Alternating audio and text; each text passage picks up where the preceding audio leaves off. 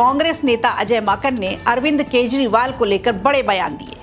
ये बयान ऐसे समय में आए हैं जब दिल्ली में विधानसभा चुनाव नजदीक है। फिलहाल दोनों तरफ से बयानों की झड़ी लगी है। अजय माकन ने कहा है 2013 के दिल्ली विधानसभा चुनाव के बाद अरविंद केजरीवाल को समर्थन देना उनकी सबसे बड़ी गलती थी और गठबंधन में शामिल होने को भी उन्होंने बड़ी भूल बताया। अरविंद केजरीवाल को उन्होंने भरोसे के लायक नहीं बताया।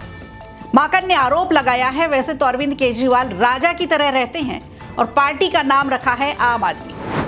फिलहाल दिल्ली सीएम आतिशी की गिरफ्तारी को लेकर दिल्ली में हलचल है, जिसे लेकर अजय माकन ने कहा है कि आरोप लगाना केजरीवाल की आदत बन चुकी है। सभी का ध्यान खींचने के लिए कुछ ऐसी कोशिश करते रहते हैं।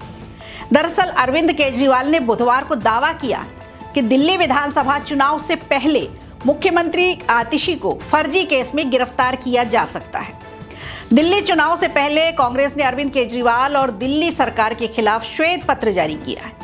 आप सरकार पर जोरदार हमला करते हुए कांग्रेस के कोषाध्यक्ष माकन ने बोला है, जन लोकपाल के मुद्दे पर आम आदमी पार्टी का गठन हुआ था।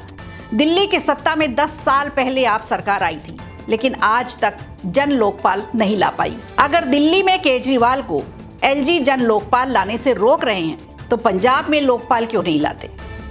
पंजाब में भी तो 2 साल से उनकी सरकार है। आपको बता दें, कांग्रेस भी इंडिया ब्लॉक का हिस्सा है। दोनों दलों ने मिलकर दिल्ली, हरियाणा, गुजरात और गोवा में लोकसभा के चुनाव लड़े। माकन ने शीश महल पर भी निशाना साधा। इसमें जितना खर्च किया गया है उससे लाखों लोगों की जिंदगी बदली जा सकती थी। माकन ने यह आरोप लगाया। अरविंद केजरीवाल की कथनी और करनी में अंतर बताया।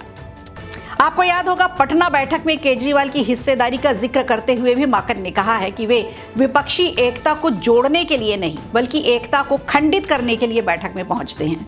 लोकसभा चुनाव से पहले आम आदमी पार्टी बड़े रौब और रुतबे के साथ महागठबंधन का मंच शेयर करती रही है, लेकिन ऐसा क्या हुआ कि दोनों के रिश्तों में दरार दिखने लगी। दरअसल दिल्ली का चुनाव ही दोनों दलों के लिए दांव पर लगा है।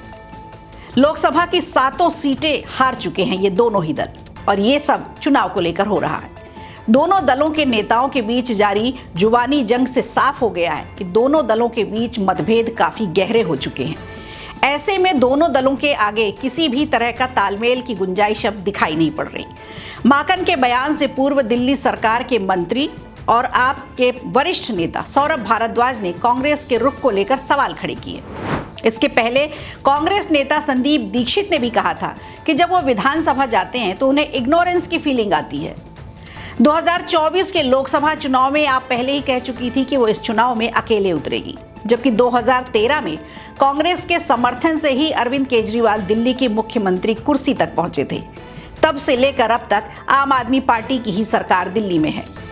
2015 के विधानसभा चुनाव में आम आदमी पार्टी ने 70 में से 67 सीटें हासिल कर बड़ा इतिहास रचा था, लेकिन 2024 के लोकसभा चुनाव से पहले 26 विपक्षी पार्टियों ने मिलकर इंडिया ब्लॉक बनाया। इस गठबंधन ने बीजेपी की अगुवाई वाले एनडीए के खिलाफ चुनाव लड़ा। दिल्ली की 7 सीटें बीजेपी के खाते में गई।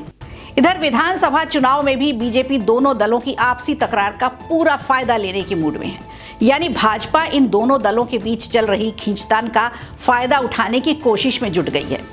अब देखना होगा इन दोनों की तकरार में बीजेपी अपना 10 साल का सूखा कैसे खत्म करती है। वीडियो अच्छा लगा हो तो लाइक कीजिए, शेयर कीजिए और कमेंट बॉक्स में हमें जरूर बताइए।